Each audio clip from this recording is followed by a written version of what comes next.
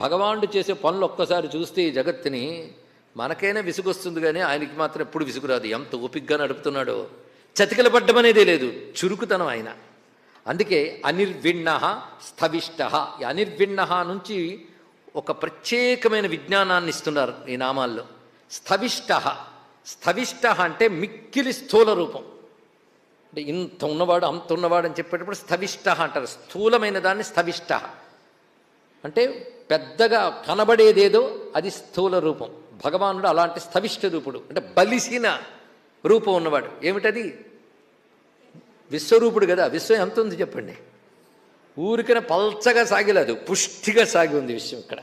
కనుక ఆయన మిక్కిలి స్థూలమైన వాడు. ఆ స్థూల రూపాన్ని చూడాలంటే అగ్నిర్మూర్ధా చక్షుషి చంద్ర సూర్యవు అని మండుకోపనిషత్తు చెప్తుంది. ఆయనకి ద్యులోకం పైన ఉన్నటువంటి తేజస్సు ఆయనకి మూర్ధస్థానమైతే, సూర్యచంద్రుడు ఆయనకి నేత్రస్థానములు, భూమి పాదస్థానము, ఆ అరిపాదములు అతల వితల సుత్తల. పాద తలం అంటాం కదా, ఆయన పాద తలం నుంచి 7 తలాలు వచ్చాయి.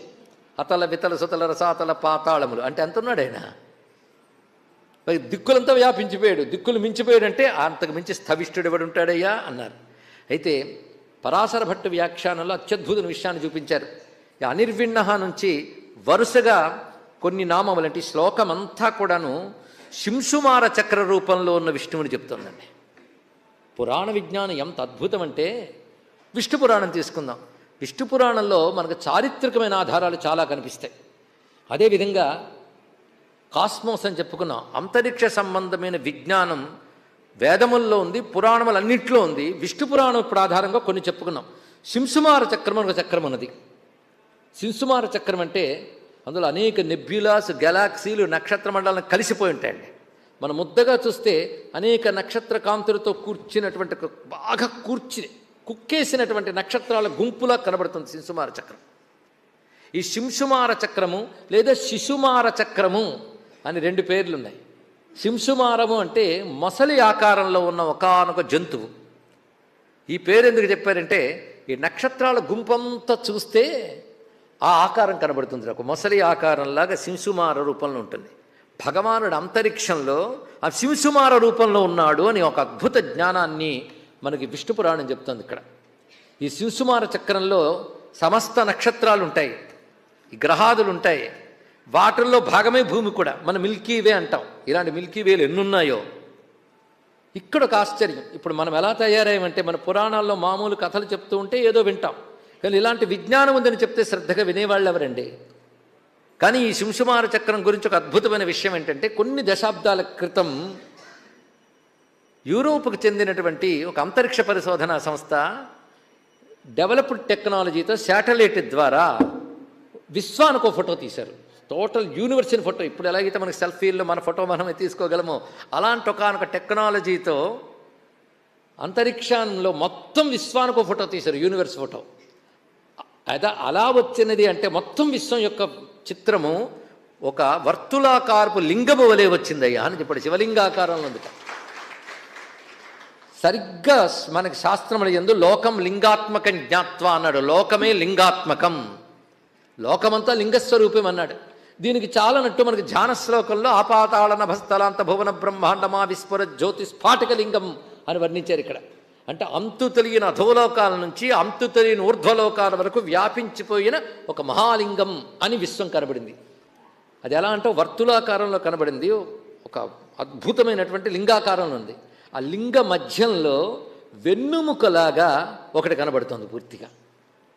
ఆ వెన్నుముక ఏమిటి అంటే, మన వాళ్ళు శింసుమార చక్రమని వర్ణించినటువంటి సమస్త నక్షత్ర రాసులు గుంపంతా కలిపి మొత్తం వెన్నుముక ఆకారంలో ఉందండి.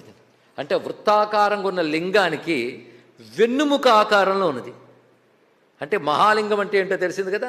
దాని మధ్యలో వెన్నుముకలాగా ఉన్నటువంటి సమస్త నక్షత్ర మండలంలో గుంపు అందులో కనబడుతుంది.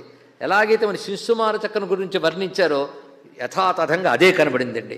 అందుకే స్వామి వివేకానంద చెప్పిన మాట గుర్తొస్తుంది, సైన్స్ అభివృద్ధి చెందుతున్న కొద్ది హిందూ మతం గొప్పతనం బయటపడుతుంది. కనుక హిందూ మతం అంటే ఎవన్నో ఒకరిని నమ్ముకుని ఇక ఇతరుల నమ్మకాలను తోలనాడుతూ మతాలు మార్చుతూ తిరిగేటువంటి దుర్మతం కాదు, తెలుసుకోండి. ఇక్కడ హిందూ మతం అంటే విజ్ఞానం, హిందూ మతం అంటే తాత్వికత, సైన్స్ అండ్ ఫిలాసఫీ, ఈ రెండే హిందూ మతంలో ప్రధానమైనది. కనుక మనం ఆరాధించే దేవతల వెనకాల, ఆ దేవతల నామాల వెనకాల ఇంత విజ్ఞానం ఉంది. అది మనం బాల్యం నుంచి యవ్వనంలోనూ తెలుసుకోవలసిన విజ్ఞానం ఇది. అటువంటి అద్భుతమైన విజ్ఞానం శింశుమార గురించి ఇక్కడి నుంచి చెప్పబడుతుందన్నారు. తారామయం భగవత శింశుమారాకృతి ప్రభోహో అని చెప్పబడుతుంది. ఆ శింశుమారం ఎలాగో ఉంటుందంటే, ఇది చూస్తే మనకు ఒక నక్షత్రం చిన్న అణుగులా కనబడుతుంది. కానీ నక్షత్ర విజ్ఞానం ఉన్నవాళ్ళు ఇందులో ఉన్నారు కనుక మనకి స్టార్గా చిన్నగా కనబడే చుక్క మనకి కొన్ని లక్షల కాంతి సంవత్సరాల దూరంలో ఉన్నది, కొన్ని కోట్ల కాంతి సంవత్సరాల దూరంలో కూడా ఉంటాయి. అవి మనకు దూరంగా కనబడతాయి కానీ చిన్నగా, అవి ఎంతో స్థూలంగా ఉంటాయి. ఇలాంటి ఎన్ని నక్షత్ర సముదాయం చెప్పండి ఇక్కడ. అన్ని నక్షత్రాల ముద్ద అంటే ఎంత ఉంది అది ఇక్కడ. ఇదే స్థవిష్ట అని అర్థం. ఇక్కడ ఇంత తిరుగుతున్న ఇలా ఉన్నటువంటి జ్యోతిశ్చక్రం భచక్రం ఎప్పుడైనా చతికిలు పడిందా? నిరంతరాయంగా వాటి పనివి చేస్తున్నాయి. అది అనిర్విణ స్థవిష్ట. స్థవిష్టో భూహు, ఇది చిత్రమైన శబ్దం. స్థవిష్ట అన్న తర్వాత భూహు అనొచ్చు. సంధిలో అభూహు అని కూడా ఉంటుంది.